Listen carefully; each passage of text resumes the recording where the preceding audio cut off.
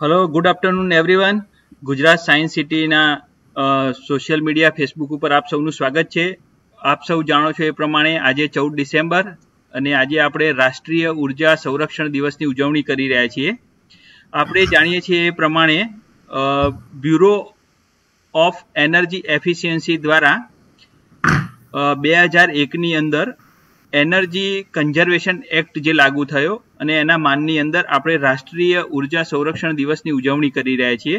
હવે રાષ્ટ્રીય સંરક્ષણ ઉર્જા દિવસનો એક મેઇન હેતુ, આપણે જે પર્પઝ કહીએ એ એવો છે કે આપણે એનર્જીને વેસ્ટ ના કરતા એનો સારી રીતે કાર્યક્ષમ ઉપયોગ કરીએ અને એનર્જી બચાવીએ. તો આજના નિમિત્તે ગુજરાત સાયન્સ સિટી દ્વારા સરસ મજાનું એક વક્તવ્યનું આયોજન કરેલું છે. આજના એક્સપર્ટ તરીકે ખ્યાતનામ એવા અને જે એનર્જી સાથે એનર્જી વિષય સાથે ખૂબ સારી રીતે સંકળાયેલા એવા શ્રી રાજેન્દ્ર પંડ્યા સરનું સ્વાગત કરીએ છીએ. Sir, welcome. સાયન્સ સ્વાગત છે. આજના એક્સપર્ટ તરીકે Shri Rajendra Pandya sir, honourable director sustainable energy alternative NGO and energy consultant. Sir is a retired senior executive GEDA Gujarat Energy Development Association, freelancer, energy consultant and trainer, lead auditor, master trainer, energy conservation building code, visiting faculty. Sir SAFT University અને પારુલ યુનિવર્સિટીમાં visiting faculty તરીકે છે. Domain expert in renewable energy and waste to energy, જર્મી, Gandhinagar. સરની બીજી expertise જોઈએ તો energy efficient અને renewable energy system અને એપ્લિકેશનની અંદર છે. તો આજના દિવસે આપણી જોડે ખૂબ સારી ઓપોર્ચ્યુનિટી છે સરને સાંભળવાની, એનર્જી કન્ઝર્વેશન એફિશિયન્સી ઉપર વાત કરવાની. Sir welcome. સર, સરને આપણે રિક્વેસ્ટ કરીએ સેશન માટે. Sir please. Thank you very much પુલકિતભાઈ. Thanks to science city also. આજે જે વિષય મને આપ્યો છે એ છે અફોર્ડેબલ અને ક્લીન એનર્જી. એના સંદર્ભમાં એક પ્રેઝન્ટેશન તૈયાર કર્યું છે અને વાતો કરતા જઈશું આગળ. અને આઈ ડોન્ટ નો કંઈક આપણે પ્રોવિઝન હોય ક્વેશ્ચન વેશનનું તો we will take that up also. તો આપણે શરૂ કરીએ. એ છે રિન્યુએબલ એનર્જી, અફોર્ડેબલ અને ક્લીન એનર્જી.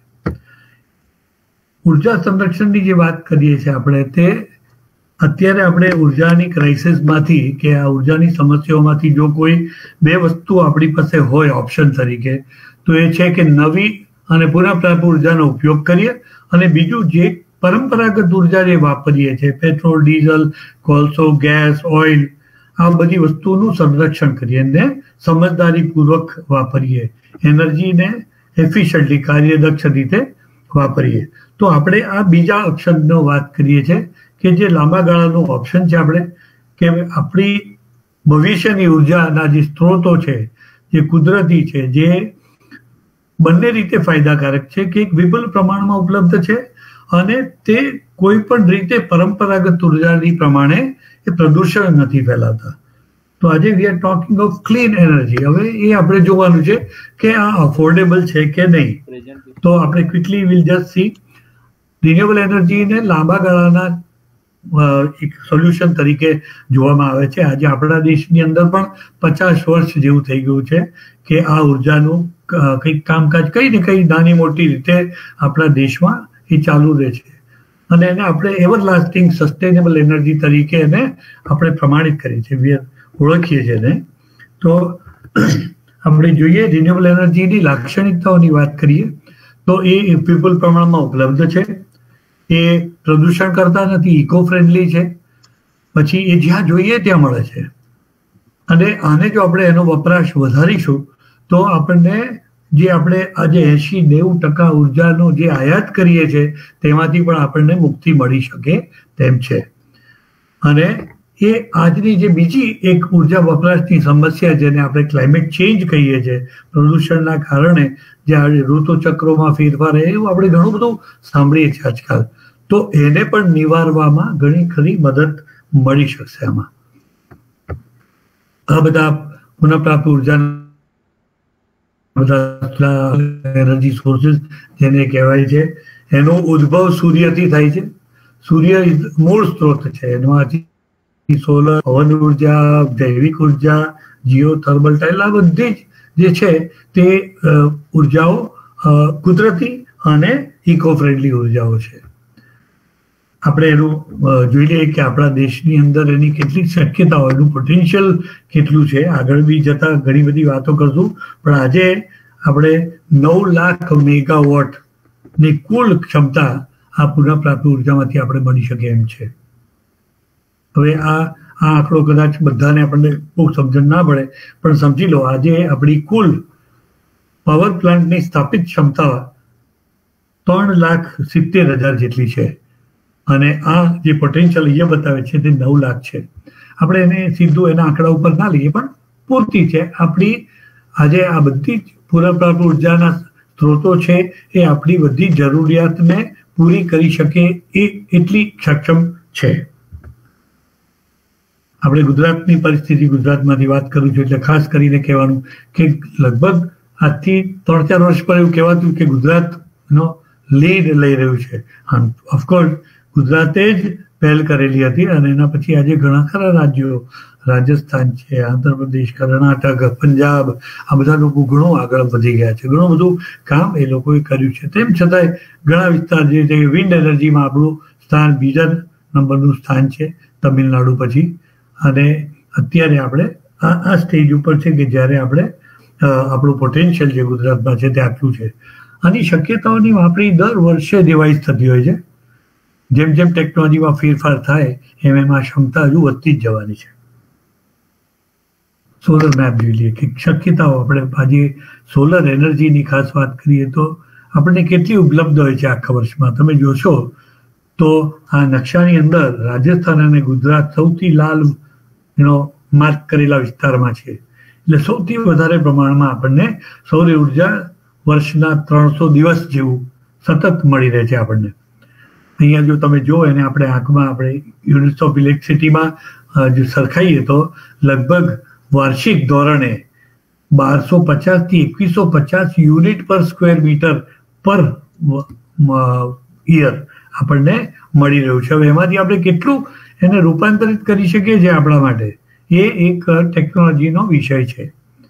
તો હાલની તારીખમાં આખા દેશની અંદર 38,000 મેગાવોટ્સ જેવું એટલે 38,000 મેગાવોટ જેટલું ખાલી પુનઃપ્રાપ્ત સોલર એનર્જીમાંથી આવે છે. અને 90,000 મેગાવોટ કુલ એ બધા જ સ્ત્રોતો ભેગા થઈને એ આપણને અત્યારે સ્થાપિત ક્ષમતામાં એટલું મળી રહ્યું છે. આપણું 2022 સુધીનું સોલરનું ટાર્ગેટ છે 1 લાખ મેગાવોટ. આ ટાર્ગેટ એટલે આપણે આપણી જાતે નથી આપ્યું, આપણે આંતરરાષ્ટ્રીય ધોરણે આખા દુનિયાને આપેલું છે કે ભાઈ અમે 2022 સુધીમાં સોલરના 1 લાખ મેગાવોટ ક્ષમતાના સાધનો લગાવી દઈશું, કાર્યરત કરી દઈશું. એસ્ટિમેટેડ પોટેન્શિયલ આપણે જે ખાલી ગ્રાફમાં જોયું બસ એની એ જ વાત છે. આપણે એવી વાત થઈ કે 38,000 મેગાવોટ એટલે એને 38 ગીગાવોટ પણ કહેવાય. તો એ નવેમ્બર 2020 સુધીમાં આંકડો આપણને મેળવેલો છે. અને અત્યારે જોવા જઈએ તો પર મેગાવોટ સોલરનું કોસ્ટિંગ ખૂબ આપણે ઓછું લાવી દીધું છે. સોલર પાવર પ્લાન્ટમાં આપણે ખૂબ આગળ છે. આપણે એવું કહી શકાય કે દુનિયાનું સૌથી લીડિંગ કન્ટ્રી રિન્યુએબલ એનર્જીમાંથી પાવર ઉત્પન્ન કરતી કન્ટ્રીમાં આપણું નામ આવે છે. ને આપણા બીજા રાજ્યોમાં કર્ણાટક સૌથી મોખરે છે. હવે આપણે ટેકનોલોજીની ફટાફટ થોડી વાતો કરીએ, જેથી કે આ બધું વસ્તુ તો તમે જોઈ હશે ને વાપરી પણ હશે. આ જે ફોટામાં દર્શાવે છે તે solar box, solar cooker, solar water heater, lantern, આ બધી વસ્તુ ગુજરાતની અંદર તો પછી એને લગભગ 30 વર્ષ થઈ ગયા એને પ્રચાર પ્રસારના કાર્યને. સોલર એનર્જીની પ્રાથમિક વાત કરીએ છીએ એટલે આપણે જોઈએ કે એમાં સૂર્યમાંથી મળતી પ્રકાશ અને ગરમી એ બેનો ઉપયોગ કરતા સાધનો વિકસાવેલા છે અને ઉપયોગમાં છે થર્મલ અને ઇલેક્ટ્રિકલ. આપણે થર્મલની વાત કરીએ તો સૌથી સિમ્પલમાં સિમ્પલ સોલર કુકર, એના પછી આવે સોલર વોટર હીટર. એક કહેતા નવાઈ લાગે છે કે સોલર કુકર કરતાં અત્યારે વધારે પ્રચલિત એવા સોલર વોટર હીટર સિસ્ટમ્સ છે. સોલર કુકર તો હવે ખાસ જોવા નથી મળતા, જો કે બહુ જ સુંદર સાધન અને ઉપયોગી સાધન છે, પણ તેમ છતાં આજે સોલર વોટર હીટર જો તમે ઉત્તરાયણમાં ઉપર ગયા તો ઘણા તમને જોવા મળે. હવે આજના દિવસોમાં તો તમે ઉપર જાઓ તો તમને સોલર પાવર સિસ્ટમ પણ એટલા જ જોવા મળશે. તો આ સોલર વોટર હીટર છે એ 2 પ્રકારના આવે છે. એક સોલર ફ્લેટ પ્લેટ કલેક્ટર જેમાં કોપરનો ઉપયોગ થતો હતો, અને તમે એક આ સોલર કલેક્ટર જે 2 સ્ક્વેર મીટર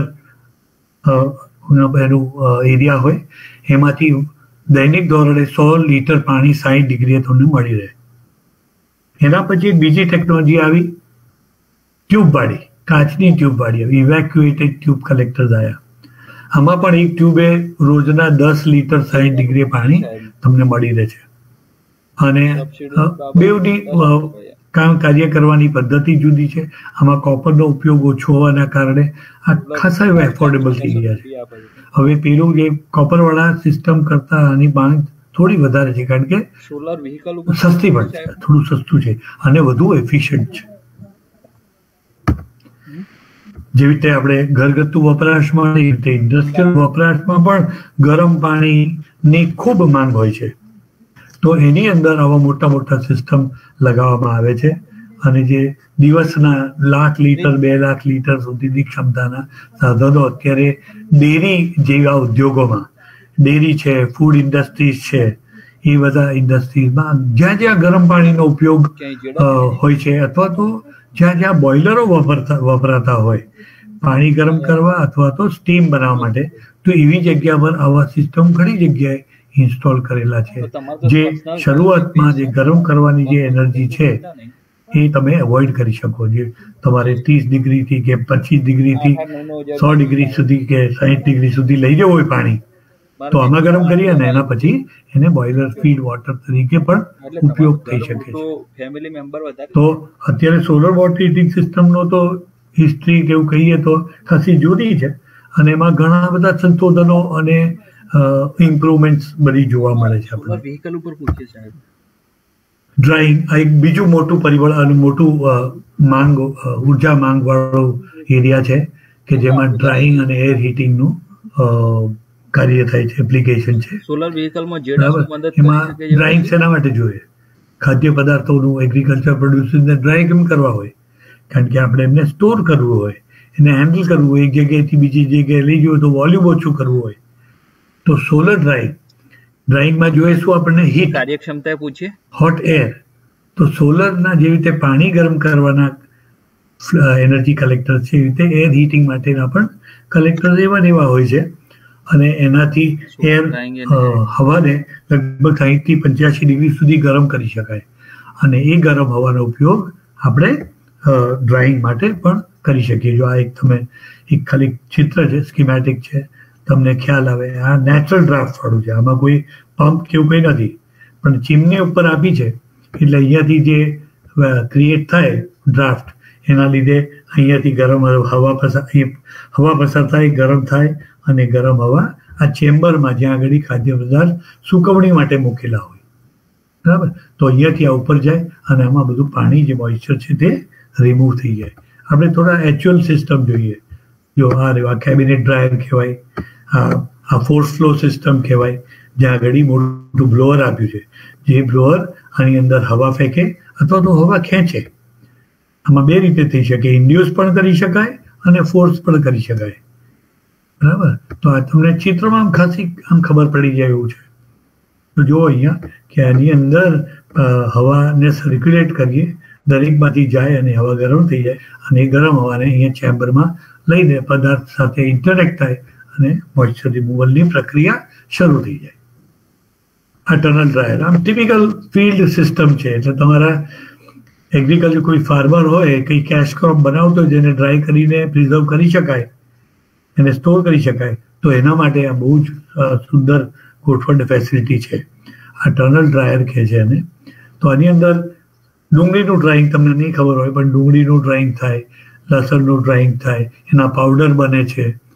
તો આ ફાર્મર માટે એક બહુ એકદમ આશીર્વાદ સ્વરૂપ વસ્તુ છે કે એની વસ્તુ બગડે નહીં અને એને જોઈએ ત્યારે સ્ટોર કરીને જ્યારે સારો ભાવ હોય તો વાપરી પણ શકે છે.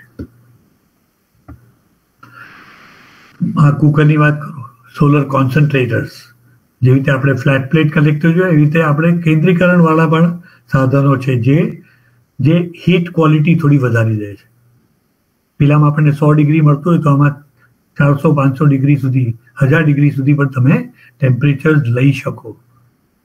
અહીંયા આ સાદું કુકર બતાવ્યું તમને. બોક્સ કુકરની અવેજીમાં એનું ઓલ્ટરનેટ તરીકે આ SK14 કુકર છે. તે આમાં તમારા પ્રેશર કુકરની અંદર રાંધવાનું કાર્ય અડધો કલાક 45 મિનિટમાં કરી દે. અડધો કલાકમાં તમારે અંદર જે કંઈ મૂક્યું તે રંધાઈ જાય. ને આટલું ટેમ્પરેચર હોવાના કારણે તમે ફ્રાઈંગ પણ કરી, તળવાનું કામ કરો, રોસ્ટિંગ રોટલી બનાવી તો રોટલીનું કામ કરી શકો અને સૂર્યને ટ્રેક કરી શકો. એની હાઈટ ઉપર નીચે હોય થાય એ રીતે તમે કેન્દ્ર બદલવા માટે એને ફેરવી પણ શકો. એટલે ટ્રેકિંગ કહેવાય, અંગ્રેજીમાં એને ટ્રેકિંગ કહે છે. તો મેન્યુઅલ ટ્રેકિંગ પણ કરી શકો ફોકસને તમારે કેન્દ્રમાં રાખવા માટે. આ મોટા સિસ્ટમ આપણા દેશની અંદર કાર્યરત એવા સાધનો છે જ્યાં હજારો લોકોનું રાંધવાનું કાર્ય એક જગ્યાએ થઈ રહ્યો છે અને એ બી પાછા તમારા કિચનના પ્રિમાઇસીસમાં, બહાર તાપમાં નહીં. અહીંયા સ્ટીમ જનરેટ થાય. આ તમે બે જે ડીશો જોવો છો એનાથી આ કેન્દ્ર થાય અહીંયા સોલર લાઇટ એનર્જીનું અને અહીંયાથી પાણી ગરમ થઈને આ પાઇપ વાટે અંદર રસોડાની અંદર લઈ જવામાં આવે. રસોડાની અંદર પછી એકદમ યુટેન્સિલ્સ, સ્ટીલના સારા યુટેન્સિલ્સમાં તમે કામ કરી શકો. દૂધ ઉકાળવાથી માંડીને રાઈસ બનાવો, તમે કંઈ બી કરી શકો. સ્ટીમ એક વખત આવે એટલે અંદર તમારું કિચન તો યુ કેન ઇમેજિન કે નો ફ્યુમ્સ, નો ફ્યુઅલ, કોઈ કોલસો, કાળું નહીં, રાખ નહીં, બરાબર. એવી રીતે કુકિંગ. મારી પાસે પિક્ચર્સ હતા પણ મેં એમાં ઇન્ક્લુડ નથી કર્યા. પણ આવા આપણે શિરડી ટેમ્પલ છે, પછી બાલાજીમાં સૌથી પ્રથમ લગભગ 200-300 ડીશવાળું સિસ્ટમ, ત્યાં 280 ડીશવાળું સિસ્ટમ ત્યાં લાગેલું હતું. સૌથી પહેલાં આબુની અંદર બ્રહ્માકુમારીઝમાં પણ આ રીતનો સિસ્ટમ ગોઠવેલો હતો અને એ લોકો આજે પણ એનો વપરાશ થઈ રહ્યો છે. બાલાજીમાં તો કંઈક 3000 મીલ્સ રોજની ત્યાં બનતી હતી. એમાં આનો ઉપયોગ સવાર સાંજ માટે કરી શકાય. વહેલું સવારે કરો તો 2 સમયે થઈને તમે આ સિસ્ટમનો ઉપયોગ. હવે બહુ જ અગત્યનું એવું સોલર ફોટોવોલ્ટેઇક જે આજે બહુ આજનો એક ટ્રેન્ડિંગ વસ્તુ છે. ત્યારે ઘરે ઘરે તમને સોલર પાવર પ્લાન્ટ, જે આપણે આજથી થોડા વર્ષ પહેલા કલ્પના ના કરી શકીએ કે ભાઈ તમારા ઘરમાં વપરાતી વિદ્યુત ઉર્જા તમે જાતે તમારા ધાબા ઉપર પેદા કરો, એવું આપણને ક્યારે કલ્પના ના થાય. એ વસ્તુ આજે બહુ જ હકીકત થઈ ગઈ છે. આજે તમને બધે ઠેર ઠેર જોવા મળે છે અને લોકો એમાં પોતાનું ઇન્વેસ્ટમેન્ટ, પૈસા પણ ખર્ચે છે. જે સોલર કુકરમાં 2000 રૂપિયા નહોતા વાપરતા, આજે આની અંદર 50,000 થી લઈને 3 લાખ રૂપિયા સુધીનું ઇન્વેસ્ટમેન્ટ લોકો કરવા માંડે છે. કારણ કે એની અંદર એમનો ચોખ્ખો ફાયદો દેખાઈ રહ્યો છે. તો આપણે જોઈએ આ સોલર ફોટોવોલ્ટેઇક્સ કઈ રીતે કામ કરે છે. આમાં લાઇટો બધું, તમે ઇલેક્ટ્રિસિટી આવે ને પછી જે ઉપકરણો ચલાવી શકો છો ને એ બધી વસ્તુ આમાં શક્ય છે, બરાબર. સોલર કોર્સ વિશે તમે ફિઝિક્સમાં વાંચ્યું હશે કઈ રીતે. એવા મટીરિયલ કે જે સૂર્યની ફોટોન એનર્જીને, ફોટોન્સને ઇલેક્ટ્રોન્સમાં કન્વર્ટ કરી, એટલે એ આખી એની ટેકનોલોજી છે, પણ આપણે એમાં વધુ નહીં ઉતરીએ.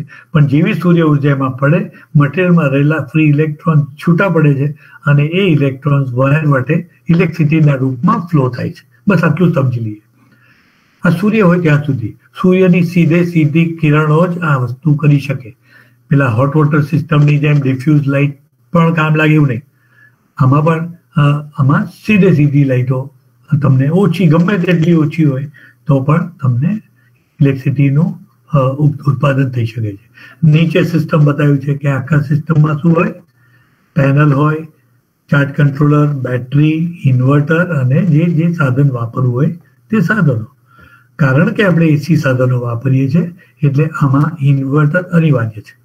પણ જો સીધા ડીસી પાવરના ઉપકરણો આપણી પાસે હોય તો સીધું બેટરી અને ચાર્જ કંટ્રોલર જ જોઈએ.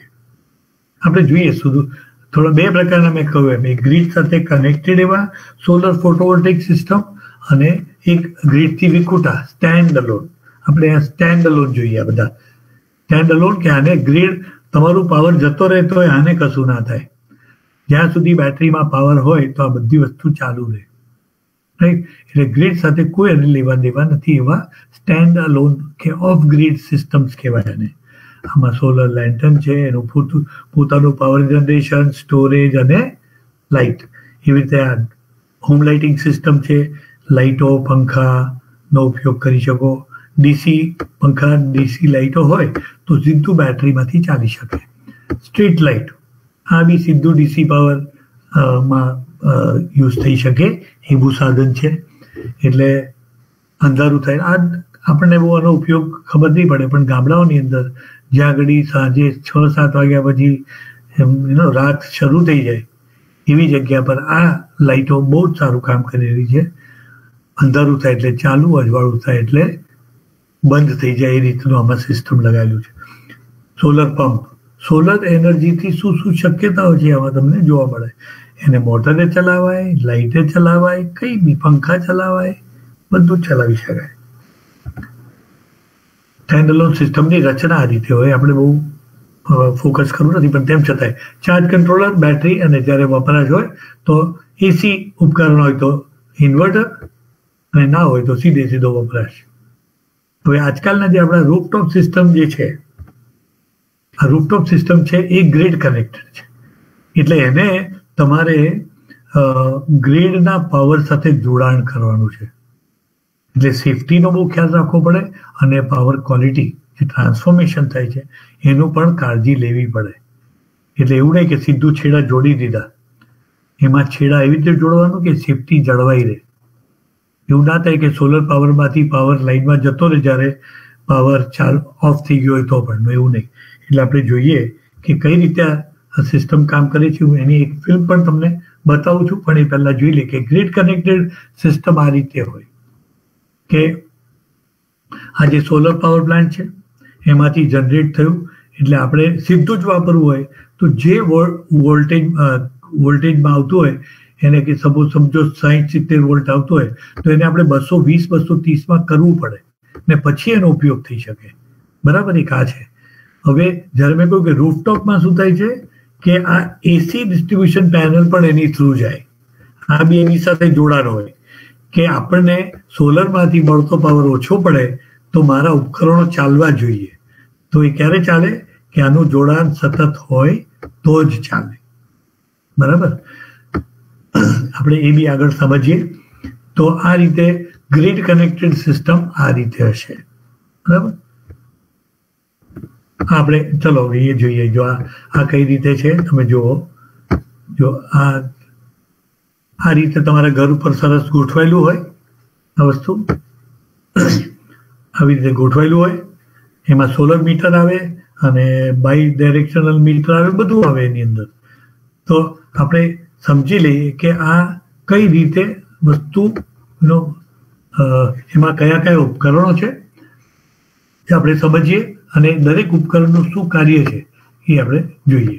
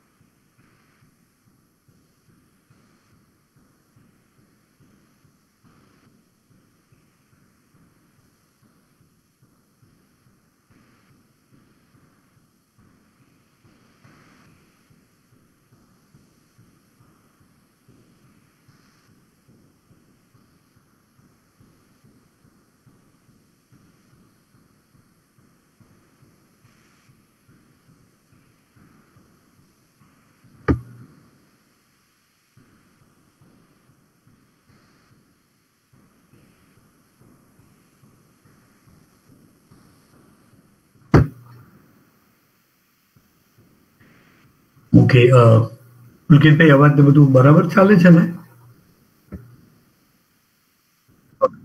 ઓકે, હવે કેનલ ટોપની વાત કરીએ. સોલર સિસ્ટમમાં ખુલ્લી જમીન હોવી એ બહુ જ પાયાની જરૂરિયાત છે. હવે જો એક વખત આપણે સોલર સિસ્ટમ લગાવવાનું ચાલુ કરીએ તો કદાચ આ જમીનો ખૂટવા બી માંડે, મોંઘી થઈ જાય. તો આપણે આની અંદર ગુજરાત સરકારે આ એક અવનવો વિચાર કર્યો કે ભાઈ કેનલો તો ઓલરેડી વપરાયેલી જમીન કહેવાય, તો કેમ નહીં એ કેનલોના વિસ્તારો એરિયાનો આપણે રિસાયકલિંગ કરીએ, વપરાશ કરીએ અને એની ઉપર સિસ્ટમ લગાવીએ. તો આ કરતા કરતા 3 બેનિફિટ સામે આવી ગયા. એક તો અલાયદી જમીનની જરૂરિયાત ના પડી, એક વાત. બીજું કે પાણીનું બાષ્પીભવન થતું રોકાઈ ગયું, એટલે જે વોટર લોસીસ ડ્યુ ટુ ઇવેપરેશન જતું એ રોકાઈ ગયું.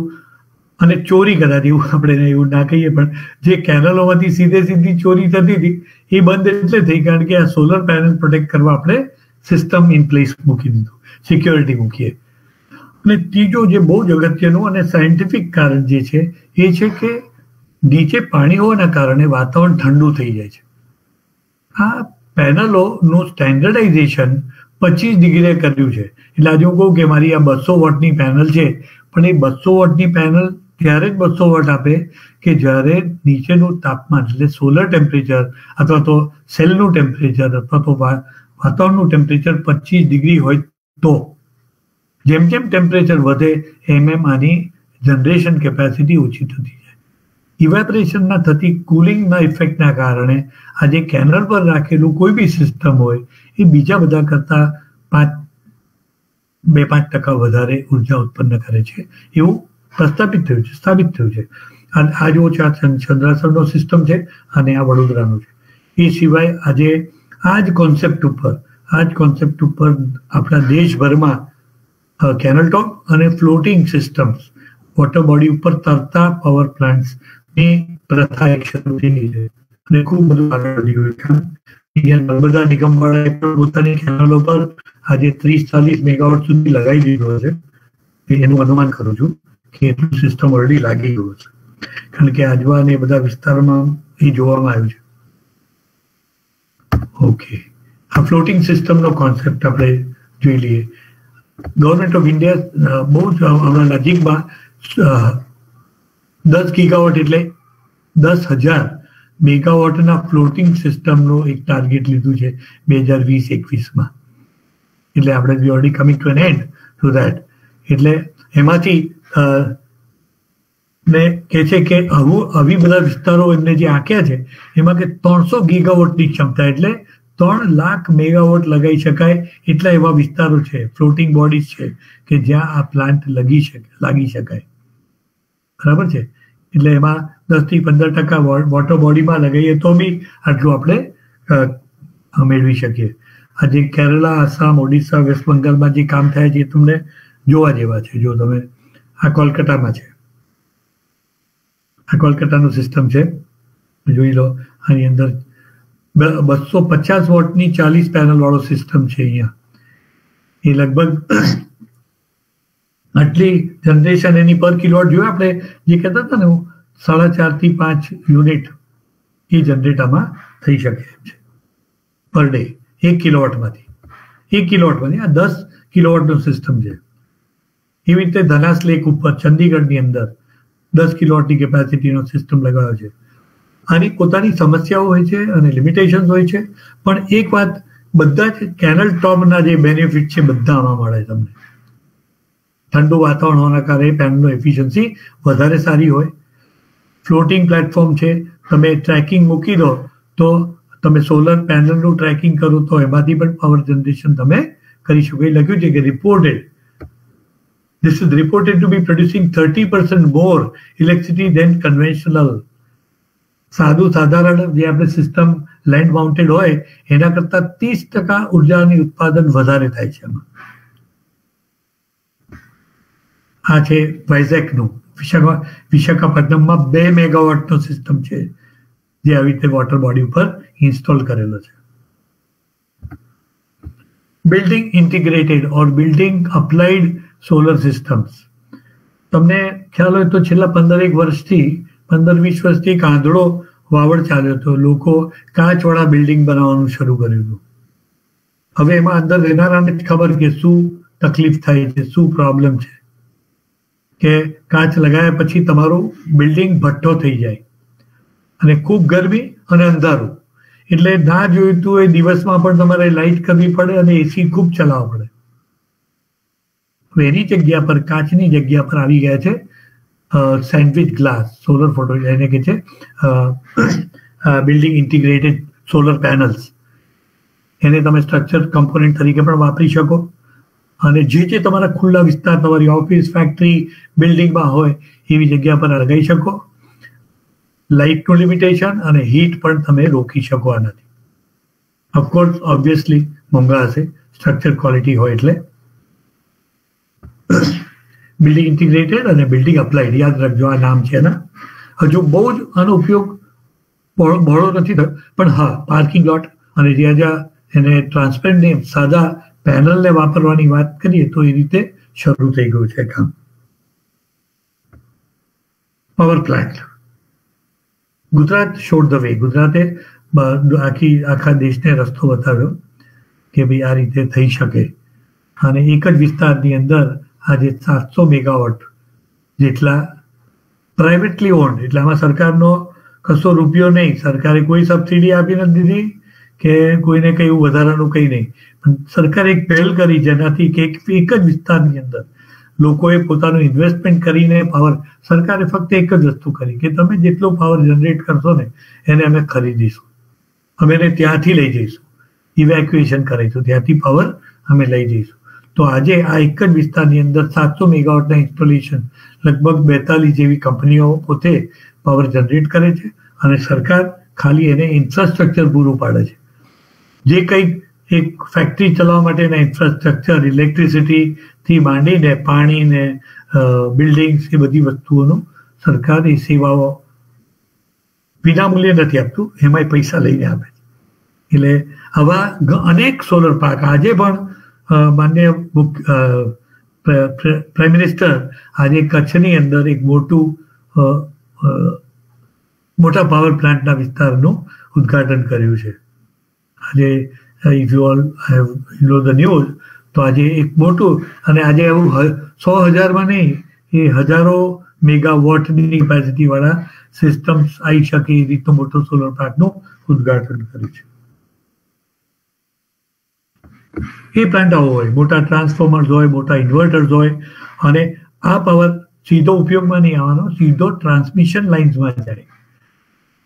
અને આમાં જે 600-800 વોલ્ટે જે ઉત્પન્ન થતો પાવર હોય એને 11 kVA કે 66 kVA સુધી એને રૂપાંતરિત કરીને મોટી ટ્રાન્સમિશન લાઇન્સની અંદર ટ્રાન્સમિટ કરવામાં આવે. લો ટુ હાઈ વોલ્ટેજ ટ્રાન્સફોર્મર કરે અને એમાંથી બધી એક તો બે વસ્તુનું રૂપાંતર, એક તો ડીસીમાંથી એસીમાં અને પછી એસીમાંથી હાયર વોલ્ટેજમાં, એટલે 11 kVA. 11 kVA એટલે 11,000 વોલ્ટ.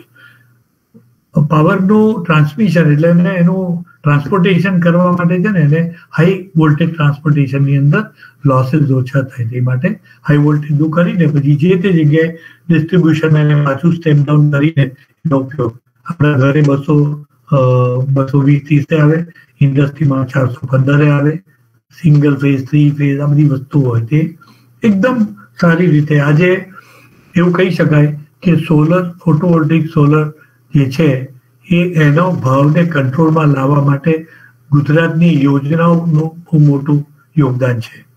જે તે સમયે એક લેન્ટરમાં લાગતી સોલર પેનલનું કોસ્ટિંગ 300 રૂપિયા પર વોટ હતું, એ આજે 30-40 રૂપિયા પર વોટ આવી ગયું છે. એટલે આમાં બી કોઈ બી પાવર પ્લાન્ટ ઊભું કરવામાં કોઈ સરકારની સબસિડી, ખાલી યોજનામાં એ ફેક્ટરી વાળું જે રીતે આપણે ઘરમાં પોતાનો પાવર જનરેટ કરી શકીએ છીએ, ફેક્ટરીને બી કહ્યું છે કે તમે તમારો ક્ષમતાનો પાવર જનરેટ કરી શકો. અને શરૂઆતમાં તો મેન્ડેટ હતું, જબરજસ્તી હતું કે ભાઈ તમે જેટલો પાવર વાપરો છો એના 10% રિન્યુએબલ એનર્જીમાંથી આવવું જોઈએ. આ રીતની પોલિસીથી આજે wind energy, solar energy, bio એનર્જીનો એટલો વિસ્તાર થઈ ગયો છે. અને આજે આપણે એવું કહી શકીએ કે આપણી ક્ષમતામાંથી લગભગ 24-25% જે સ્થાપિત ક્ષમતા છે એ આપણે રિન્યુએબલ એનર્જીની છે. એ આવનાર વર્ષોમાં વધતી જ જવાની છે. આ નાના નાના ઉપકરણો આપણે, મને યાદ છે કે સોલર કેલ્ક્યુલેટર ને બધું તો બહુ વર્ષો જૂની વાત થઈ ગઈ. લાઇટ્સ, આજે તમારા દૂર દરાજમાં જે તમારા કોમ્યુનિકેશન ટાવર્સ જે છે એમાં ડીઝલ જનરેટર સેટ લગાવતા હતા ઇલેક્ટ્રિસિટી નહીં હોવાના કારણે. તો ત્યાં આગળ હવે આટલી સોલર એનર્જી પણ એમાં સોલર બેટરી સિસ્ટમ ત્યાં આગળ લગાવેલા છે. વિન્ડ, બેટરી એ બધા માઇક્રોવેવ ટાવર ઇલેક્ટ્રિસિટીની જરૂર પડતી હોય છે ટ્રાન્સમિશન કરવા, વેવ્સ આપવા માટે. વિન્ડ એનર્જીની ક્વિકલી વાત ફટાફટ. વિન્ડ એનર્જી અગેન એ સોલર એનર્જીનું જ પરિબળ છે. થી નીકળતી ગરમીનું રૂપાંતર 1-2% તેમાં વિન્ડમાં પરિવર્તિત થાય છે. અને એ વિન્ડ આપણને અમુક જ પોકેટ્સમાં, જ્યાં આગળ એવું દૂર દરાજના વિસ્તાર, હાઈ એલિવેશન પહાડો પર, પછી કોસ્ટલ એરિયામાં, વેલીઝમાં, આ બધી જગ્યાએ તમને એર મુવમેન્ટ બહુ મળે. તો એર મુવમેન્ટમાં પણ પાવર એક્સેપ્ટ કરવાની એનર્જી આપણે જો અહીંયા જે રીતે સોલર મેપ હતો એ વિન્ડ મેપ છે. આજે અત્યારની કેપેસિટી બતાવે છે તો બહુ જ ઓછી છે. ઇન્ડિયામાં તો અત્યારે 120 ગીગાવોટની કેપેસિટીના 20 મીટરની હાઈટ ઉપર, આપણે અહીંયા 80 મીટરની વાત કરીએ છીએ. 120 મીટરની પહેલી વિન્ડ મિલ આપણા ગુજરાતમાં જ, કચ્છમાં જ લાગી હતી. રાઈટ. તો અત્યારે એવા ટાવર્સ બી આવી ગયા છે કે જ્યાં તમે એક જ મશીન, જે પહેલા 500-600 કિલોવોટનું હતું, આજે 1 મેગાવોટનું, 2 મેગાવોટનું અને 4 મેગાવોટ સુધી એક સિંગલ મશીનના સિસ્ટમ હવે કાર્યરત થઈ ગયા છે. આપણા દેશમાં we have gone up to 2 megawatt. I don't know much, મને બહુ બીજું કંઈ ખબર નથી, પણ આ રીતનું છે. તમે ઇફ યુ જસ્ટ સી કે આમાં જોઈએ એક ફિલ્મ ચાલે તો તમને અંદરથી વિન્ડ મશીન કેવું હોય ને એ જોવા મળશે, મજા આવશે. ખાલી એનિમેશન ફિલ્મ છે અને આપણે જોઈએ કે કઈ રીતે એક વિન્ડ મિલ કામ કરે છે ને હવા ચાલે કેસે, પવન કેવી રીતે ઉત્પન્ન થાય છે ને એ જોઈએ આપણે. એ વેરી ઇન્ટરેસ્ટિંગ.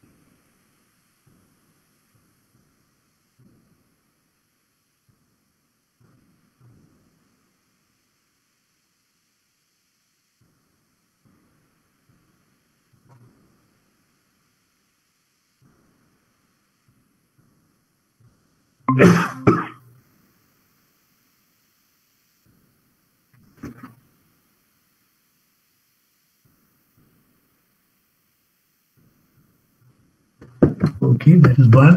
I'm sure કે હવા ઉત્પન્ન કેવી રીતે આટલું સિમ્પલી કોઈ સમજાઈ શક્યું હોય તો આ ફિલ્મમાં હતું. હવે આપણે આ જોઈએ કે મશીન કઈ રીતે કામ કરે. એક ડાયરેક્શનમાં સોલરની જેમ જે છે ને એ આ એક જ ડાયરેક્શનમાં ચાલે ના, એને ચારે બાજુથી હવાના ડાયરેક્શન બદલાયા કરતા હોય તો એ આ મશીન એની જાતે કેવી રીતે કરે છે એ આમાં જોવા જેવું છે. બહુ સરસ.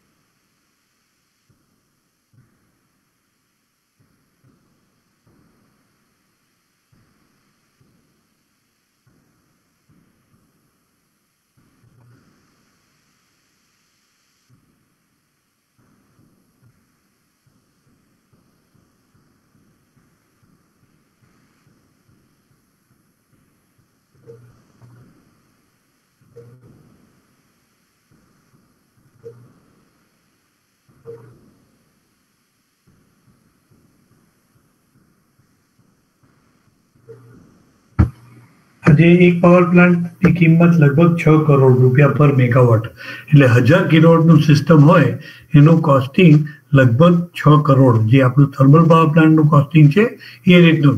ડિફરન્સ એટલો જ કે થર્મલ પાવર પ્લાન્ટને રિયલાઇઝ કરતા આજના સમયમાં 4 થી 5 વર્ષ લાગી જાય, જ્યારે કે આજે વિચાર આવ્યો કે મારે 1 મેગાવોટનું વિન્ડ પાવર પ્લાન્ટ લગાવવું છે તે 3-4 મહિનાની અંદર ઊભું થઈ શકે, કારણ કે એક જ મશીન ઊભું કરવાનું હોય. બરાબર. હવે let me show you something else. આ બહુ સારા એનિમેશન આપણે સ્કૂલ કેવાથી હો તો આ વસ્તુઓ ખરેખર ઇન્ટરનેટ પરથી જોઈને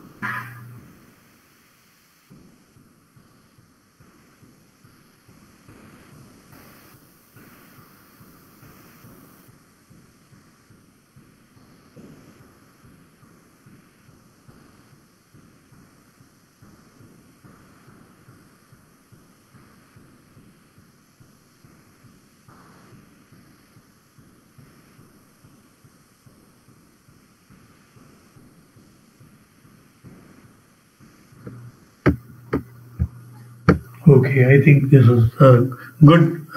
સમજી શકાય એકદમ સાદી રીતે. અને વિન્ડ ફાર્મ્સ કહેવાય, ખાલી 10 બાય 10 મીટરનો એક વિસ્તાર જોઈએ આ લગાવવા માટે, એટલે તમારું બીજું બધું કાર્ય એની રીતે રાબેતા મુજબ થઈ શકે. રાઈટ.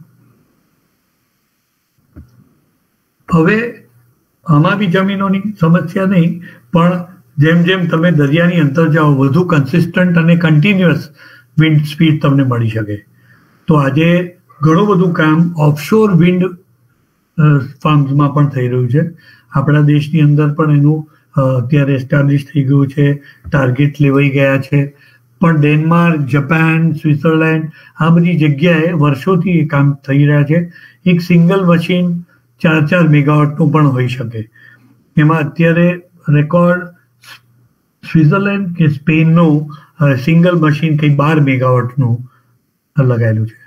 જુદી જુદી રીતે અને જુદા પ્લેટફોર્મ ઉપર કેવું મોટું પ્લેટફોર્મ બનાવી દે દરિયાની વચ્ચોવચ્ચ, જ્યાં નીચે સોલર પાવર પ્લાન્ટ હોય અને એની ઉપર લગાવેલું હોય મોટું એક વિન્ડ ટર્બાઇન.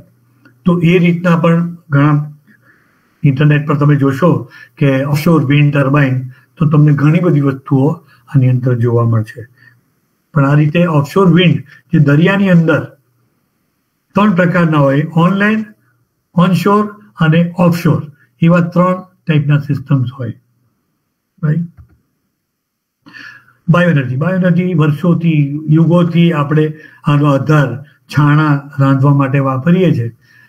આ રિન્યુએબલ એનર્જી ટેકનોલોજી ખાલી એટલું જ કર્યું કે છાણાને હવે ગેસમાં પરિવર્તિત કરીને તમને ક્લીન કુકિંગ એનર્જી તમને મેળવી આપે છે. આજે એક તો આનાથી ગ્રામ્ય વિસ્તારની ચોખ્ખાઈનો પણ એક પ્રશ્ન હલ થાય છે. જ્યાં ત્યાં પડતું ગોબર તમે એક જગ્યાએ ભેગું એકત્રિત કરીને એને પ્રોસેસ કરો એટલે ગંદકી પણ ઓછી થાય છે. અને એ ગોબરમાંથી જે તમે પહેલા રસોઈ કરવા માટે ધુમાડાવાળા છાણા વાપરતા હતા, આજે તમે ધુમાડા વગરનો બાયોગેસ પણ ઉત્પન્ન કરી શકો. બાયોગેસ માટે ખાલી એનિમલ એક્સક્રીટા કે એનિમલ વેસ્ટની જરૂર નથી. એમાં ઇન્ડસ્ટ્રીયલ વેસ્ટ હોય, પોલ્ટ્રી વેસ્ટ હોય, એગ્રીકલ્ચર વેસ્ટ હોય, કઈ બી પ્રકારનું બાયો વેસ્ટ હોય એનો ઉપયોગ કરીને તમે બાયોગેસ જનરેટ કરી શકો. આજે કોઈ બી ઇન્ડસ્ટ્રીમાંથી એફ્લુઅન્ટને નો નિકાસ કરવો એટલે મોટી સમસ્યા હોય છે.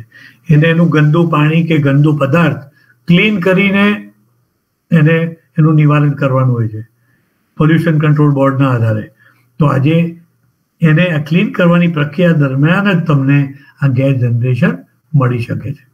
જો તમે જુઓ અહીંયા એક ઇન્ડસ્ટ્રીમાં આમાં ડિસ્ટિલરી છે આ જગ્યાએ, રાઈટ. તો આ જગ્યાએ એ લોકોએ 2 મેગાવોટનો એફ્લુઅન્ટ બેઝ પાવર પ્લાન્ટ લગાવેલો છે. આ કનોરિયા કેમિકલ્સ કરીને છે ભરૂચમાં, અંકલેશ્વરમાં લગભગ. અને આ છે મુનિ સેવા આશ્રમમાં એક solid biomass, not biogas, is biomass એટલે એગ્રીકલ્ચર વેસ્ટમાંથી ગેસિફાયર થ્રુ એનર્જી ઉત્પન્ન કરવાનું 300 kVનું મશીન. સુરતમાં ગટરના પાણીમાંથી 2 મેગાવોટ પાવર પ્લાન્ટ. તમે જો આ સુરતનું સુંદર લાગતું આ જે ગોળો છે, it's biogas plant basically, right. Status we are coming to end of my presentation. આજે હાલની તારીખમાં 90,000 મેગાવોટ પહોંચી ગયા છે. સમાચાર છે કે renewable energy capacity in India surpassed 90 gigawatt mark 11 December 2020. હમણાંના સમાચાર. India is one of the countries with largest production of energy from renewable. આજે પુનઃપ્રાપ્ત ઉર્જામાંથી ઉત્પન્ન કરતી સૌથી આગળ જે કન્ટ્રી હોય તેમાં આપણું નામ બોલાય છે હિન્દુસ્તાનનું. કેન્દ્ર લેવલે આની એપેક્સ બોડી કહેવાય ministry of new and renewable energy. Ministry of new and renewable energy શોર્ટમાં કહેવાય MNRE ના અત્યારે જે સુકાન ધરાવે છે એ છે mister R.K.. Singh. He is the minister for new and renewable energy. એમને જ હમણાં આ ટ્રેન્ડ કર્યું હતું આ સમાચાર કે આજે આપણે 175નું જે ટાર્ગેટ લીધું છે 2022 સુધી એને આપણે વધારીને 450 ગીગાવોટ બાય 2030 કરી દીધું છે. અને હાલની પરિસ્થિતિમાં જે 2030 સુધીમાં 40% આપણે જે લાવવાના હતા એમાં ઓલરેડી આપણે 38 પહોંચી ગયા છે. તેથી કે શક્યતાઓ 60% સુધી પહોંચવાની છે. આ જે ટાર્ગેટ લીધું છે એને 60% સુધી આપણે પહોંચાડી શકશું એવી બાકી છે, એવું ધારણા છે. ઓકે, આઈ થિંક લિવિંગ આપણે પુલકેશભાઈ કીધું એમ થોડું ક્વેશ્ચન આન્સર્સ માટે સમય રાખીને આપણે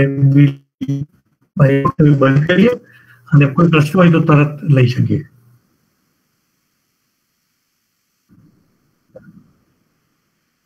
યસ. હા.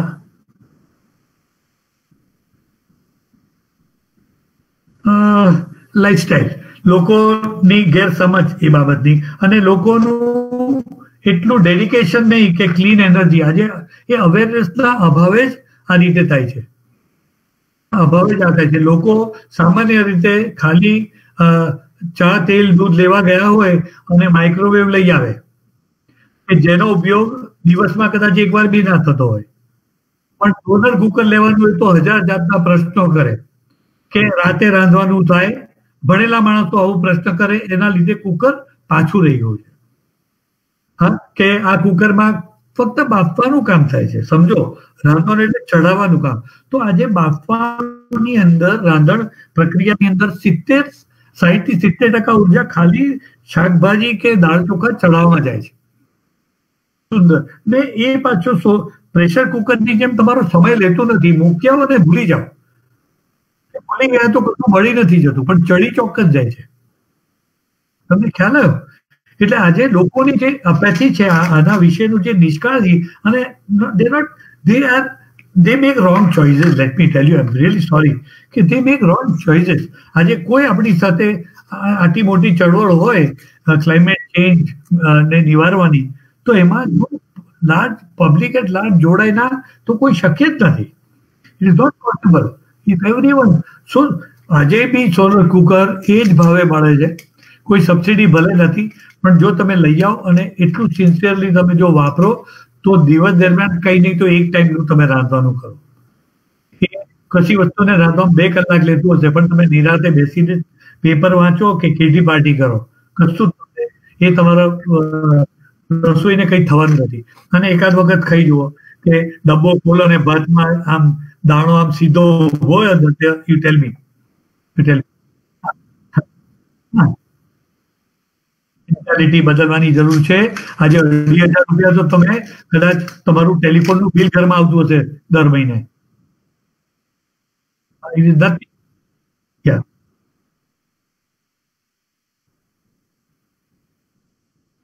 હા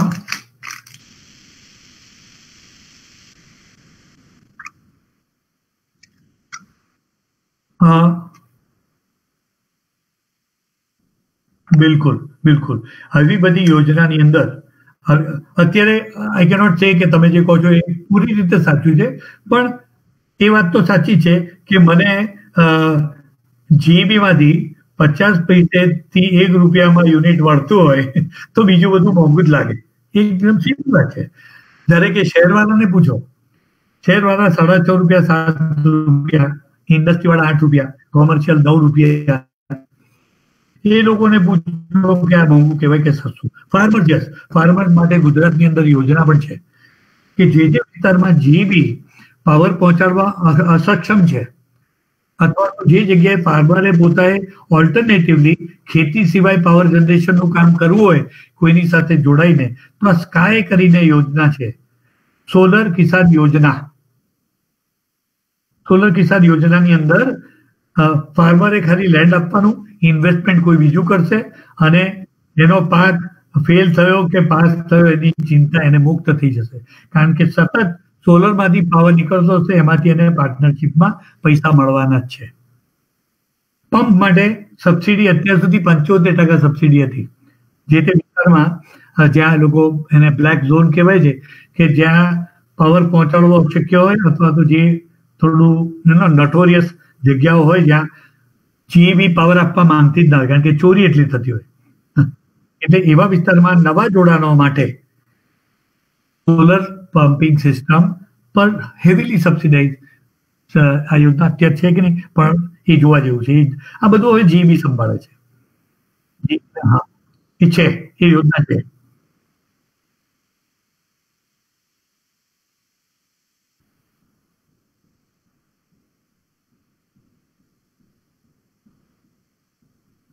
ઓકે. એ જેમનો પ્રશ્ન એને પૂછો કે એમનો અત્યારે જે ગાડી છે એની કાર્યક્ષમતા કેટલી છે. ના ના બરોબર, આ તો એ સાંભળતા હોય તો સાંભળી લે, પણ yes it is very attractive.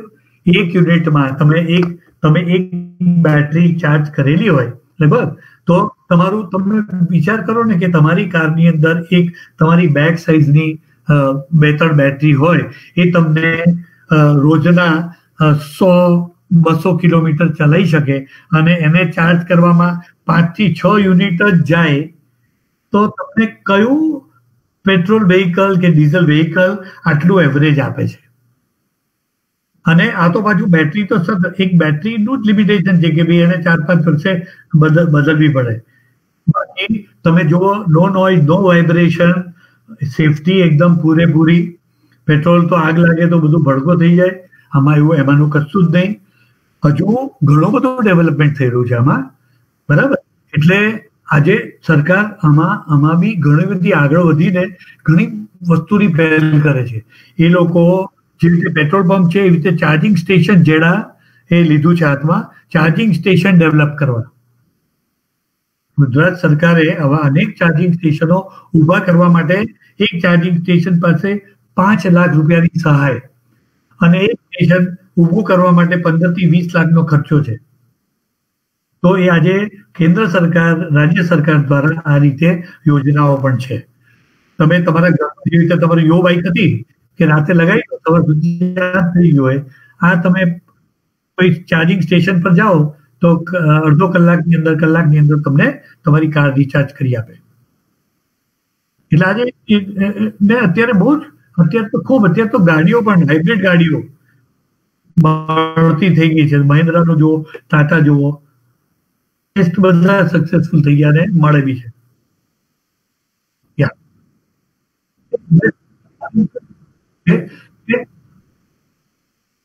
હા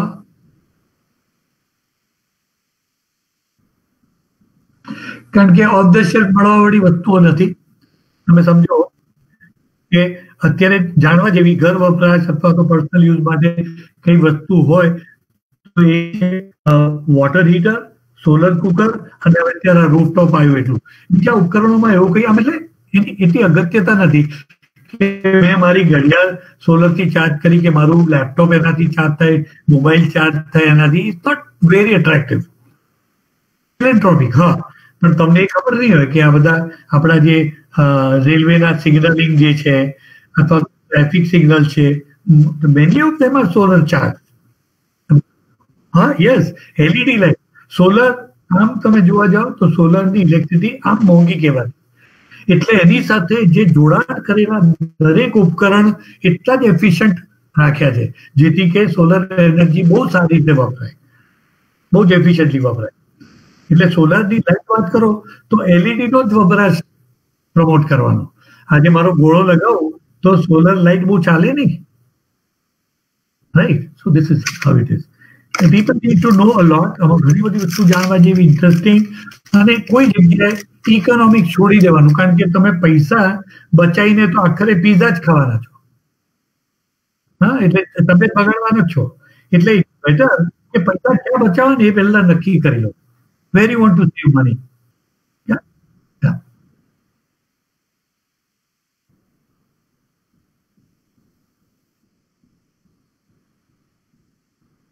Thank you very much.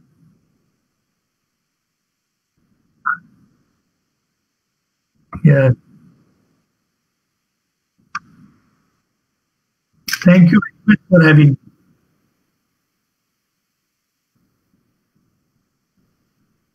Thank you very much.